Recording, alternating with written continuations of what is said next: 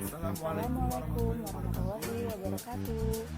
Perkenalkan, nama saya Surya Purayuda, NPM 0371171009. Nama saya Roslita Asri, NPM 0371171089. Saya Nur Atika Batubara dengan NPM 0371171095. Saya Nindi Melinda, NPM 0371171000.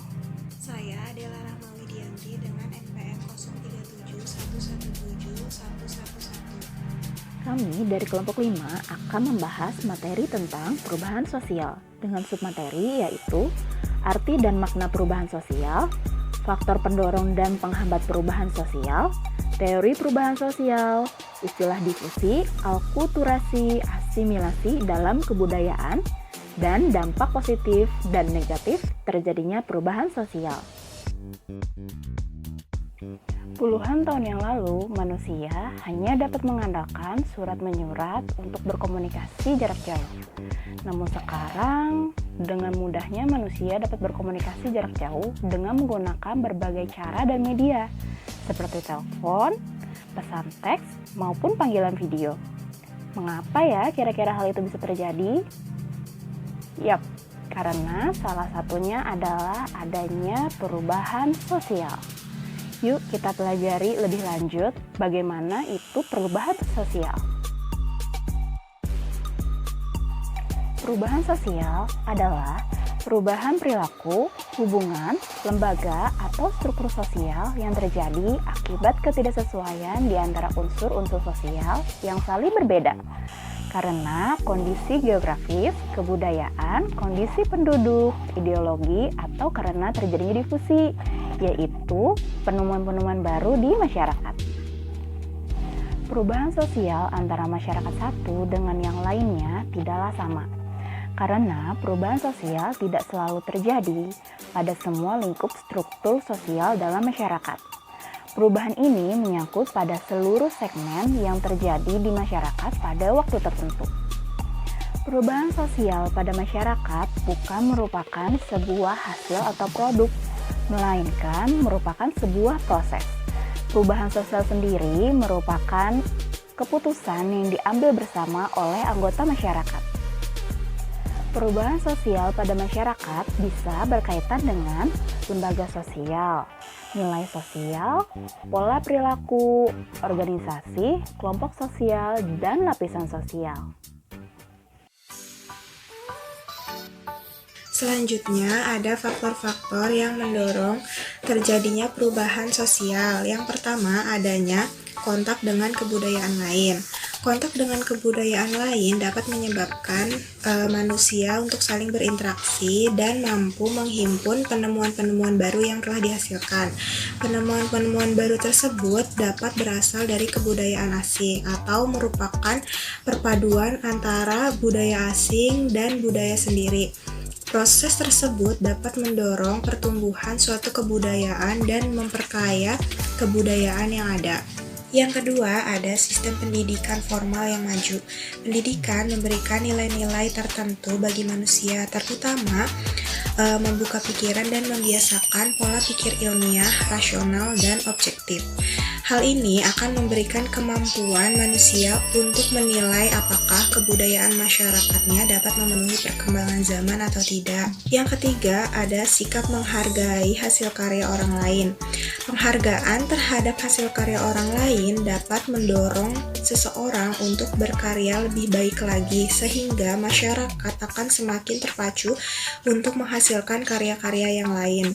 Yang keempat, ada sistem terbuka masyarakat atau open stratification. Nah, sistem terbuka memungkinkan adanya gerak sosial vertikal dan horizontal yang lebih luas kepada anggota masyarakat. Masyarakat tidak lagi mempermasalahkan status sosial dalam menjalin hubungan dengan sesamanya. Hal ini membuka kesempatan kepada para individu untuk dapat mengembangkan kemampuan dirinya. Yang terakhir ada orientasi ke masa depan. Pemikiran yang selalu berorientasi ke masa depan akan membuat masyarakat selalu berpikir maju dan mendorong terciptanya penemuan-penemuan baru yang disesuaikan dengan perkembangan dan tuntutan zaman. Di sini saya akan membahas 9 faktor yang menghambat terjadinya perubahan sosial di masyarakat. Yang pertama, kurangnya hubungan dengan masyarakat lain. Yang kedua, terlambatnya perkembangan ilmu pengetahuan. Yang ketiga, sikap masyarakat yang masih sangat tradisional. Yang keempat, rasa takut terjadinya kegoyahan pada integritas kebudayaan. Yang kelima, adanya kepentingan yang telah tertanam dengan kuat. Yang keenam, adanya sikap tertutup dan prasangka terhadap hal baru. Yang ketujuh, hambatan yang bersifat ideologis. Yang kedelapan, adat atau kebiasaan yang mengakar. Yang kesembilan, nilai bahwa hidup ini pada hakikatnya buruk dan tidak mungkin diperbaiki. Yang pertama, kurangnya hubungan dengan masyarakat lain. Kehidupan terasing menyebabkan suatu masyarakat yang tidak mengetahui perkembangannya yang telah terjadi. Hal ini menyebabkan pola-pola pemikiran dan kehidupan masyarakat menjadi statis. Yang kedua itu ada terlambatnya perkembangan ilmu pengetahuan. Kondisi ini dapat dikarenakan kehidupan masyarakat yang tertutup dan terasing. Misalkan contohnya gini, masyarakat pedalaman, tapi mungkin juga karena masyarakat itu selama berada di bawah pengaruh masyarakat lain atau terjajah. Yang ketiga, ada sikap masyarakat yang masih sangat tradisional. Sikap yang mengagung-agungkan tradisi dan masa lampau dapat membuat terlena dan sulit menerima kemajuan dan perubahan zaman. Lebih parah lagi, jika masyarakat yang bersangkutan didominasi oleh golongan konservatif atau golongan yang sangat terlebih dahulu atau kolot. Yang keempat itu ada rasa takut terjadinya kegoyahan pada integritas kebudayaan. Integritas kebudayaan seringkali berjalan tidak sempurna. Kondisi seperti ini dikhawatirkan akan terjadi pengoyahan pada kehidupan atau kebudayaan yang telah ada. Yang kelima, adanya kepentingan yang telah tertanam dengan kuat. Organisasi sosial mengenal sistem lapisan serta akan menghambat terjadinya perubahan. Golongan masyarakat yang mempunyai kedudukan lebih tinggi tentunya akan mempertahankan statusnya tersebut. Kondisi ini telah menyebabkan terhambatnya proses perubahan. Yang keenam itu adanya sikap tertutup dan prasangka terhadap hal baru atau bisa dibilang asing. Sikap yang demikian banyak dijumpai dalam masyarakat yang pernah dijajah oleh bangsa lain, misalnya oleh bangsa barat. Mereka mencurigai semua hal-hal yang berasal dari barat karena belum bisa melupakan pengalaman pahit selama penjajahan, sehingga mereka cenderung menutup diri dan pengaruh-pengaruh asing. Ketujuh itu ada hambatan yang bersifat ideologis. Setiap usaha perubahan pada unsur-unsurnya kebudayaan rohaniah biasanya diartikan sebagai usaha yang berlawanan dengan ideologi masyarakat yang sudah menjadi dasar integritas masyarakat tersebut.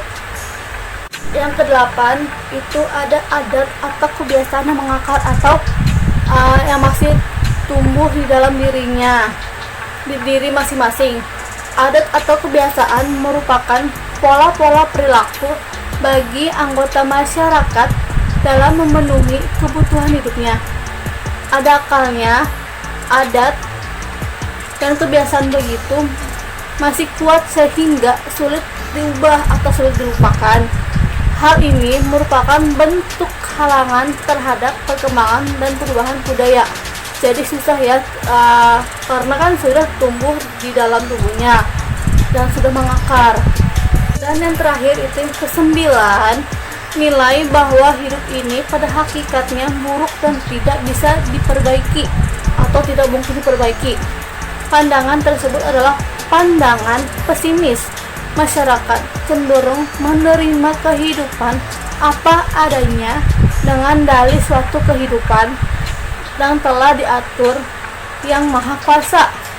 Pola pikir semacam ini tentunya tidak akan memacu perkembangan kehidupan manusia.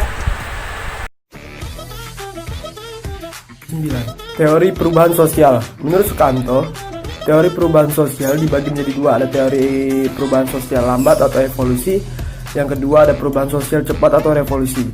Yang pertama, evolusi, yaitu perubahan yang memerlukan waktu lama dan ada serangkaian perubahan kecil yang saling mengikuti secara lambat pula. Pada evolusi ini, perubahan terjadi dengan sendirinya tanpa rencana atau kehendak tertentu. Perubahan terjadi karena usaha masyarakat menyesuaikan diri dengan keperluan keadaan dan kondisi baru yang timbul. Yang kedua ada perubahan sosial cepat atau revolusi. Perubahan sosial ini berlangsung dengan cepat dan menyangkut sendi-sendi dasar kehidupan masyarakat, seperti sistem kekeluargaan dan hubungan antara manusia. Suatu revolusi dapat juga berlangsung dengan didahului suatu pemberontakan. Proses perubahan sosial. Menurut Bertrand, proses terjadinya perubahan sosial dibagi menjadi 4, yaitu ada difusi, akulturasi, akomodasi, dan ada asimilasi. Yang pertama kita akan bahas difusi. Difusi yaitu proses penyebaran unsur-unsur kebudayaan dari satu individu ke individu yang lain, dari satu golongan ke golongan yang lain, dan suatu masyarakat ke masyarakat yang lain. Masuknya unsur-unsur ke dalam suatu masyarakat dapat terjadi melalui yang pertama itu ada pementasan damai atau penetration pacific, yaitu masuknya unsur baru ke dalam masyarakat tanpa paksaan dan kekerasan. Misalnya masuknya kebudayaan Islam ke masyarakat Indonesia. Yang kedua itu ada perembesan dengan kekerasan atau penetration violent, yaitu masuknya unsur baru ke dalam masyarakat yang diwarnai dengan paksaan dan kekerasan sehingga terkadang merusak kebudayaan setempat. Yang ketiga ada simbiotik, yaitu proses masuknya unsur-unsur kebudayaan dari dalam masyarakat yang hidup berdampingan. Terus ada kedua ada akulturasi. Akulturasi atau kontak kebudayaan merupakan proses sosial yang timbul apabila suatu kelompok manusia dengan kebudayaan tertentu dihadapkan dengan unsur-unsur kebudayaan asing sedemikian rupa sehingga unsur-unsur kebudayaan tersebut lambat laun diterima dan diolah ke dalam kebudayaannya tanpa menghilangkan sifat khas kepribadian kebudayaan asal. Selanjutnya ada asimilasi. Asimilasi yaitu proses sosial tingkat lanjut yang timbul apabila terdapat golongan manusia yang mempunyai latar belakang budaya berbeda, saling berinteraksi dan bergaul secara langsung dan insentif dalam waktu yang lama, sehingga kemudian dari masing-masing golongan tersebut berubah sifatnya dari yang khas menjadi unsur-unsur budaya yang berbeda dengan asalnya. Selanjutnya ada akomodasi. Akomodasi atau dikenal pula dengan sebutan adaptasi dapat berarti keadaan atau proses. Sebagai suatu keadaan, akomodasi menunjuk kepada adanya keseimbangan dalam interaksi antara individu dengan kelompok sehubungan dengan norma-norma dan nilai-nilai sosial yang berlaku di masyarakat. Sebagai suatu proses, akomodasi menunjuk kepada usaha-usaha manusia untuk meredakan pertentangan atau usaha untuk mencapai kestabilan sosial. Untuk akomodasi ada sebagai berikut. Yang pertama ada konsiliasi, merupakan pengendalian konflik melalui lembaga tertentu yang memungkinkan terjadinya difusi dan pengambilan keputusan di antara pihak-pihak yang berlawanan mengenai persoalan yang mereka pertentangkan. Selanjutnya mediasi, menunjuk pihak ketiga untuk memberikan nasihat tentang bagaimana caranya menyelesaikan pertentangan di antara golongan yang bertikai. Selanjutnya arbitrasi, pengendalian konflik dengan arbitrasi atau perwasitan, hampir sama dengan mediasi, akan tetapi pihak yang bertikai dengan sukarela menerima putusan yang dibuat. Selanjutnya ada kompromi, yaitu antara pihak yang bertikai saling mengurangi tuntutannya agar tercapai suatu penyelesaian masalah. Selanjutnya ada coercion, merupakan bentuk pengadilan konflik yang dilakukan karena adanya paksaan. Dalam hal ini salah satu pihak berada dalam keadaan lemah dari pihak lainnya. Materi yang selanjutnya ada dampak perubahan sosial, di mana dampak perubahan sosial dibagi menjadi dua. Satu, dampak positif, dan dua, dampak negatif. Dampak positif yang pertama, munculnya penemuan baru yang dapat membantu aktivitas manusia. Contohnya seperti penemuan internet, seperti Google, atau pencarian browser lainnya, dan komputer, dan tentunya ponsel pintar yang saat ini kita gunakan.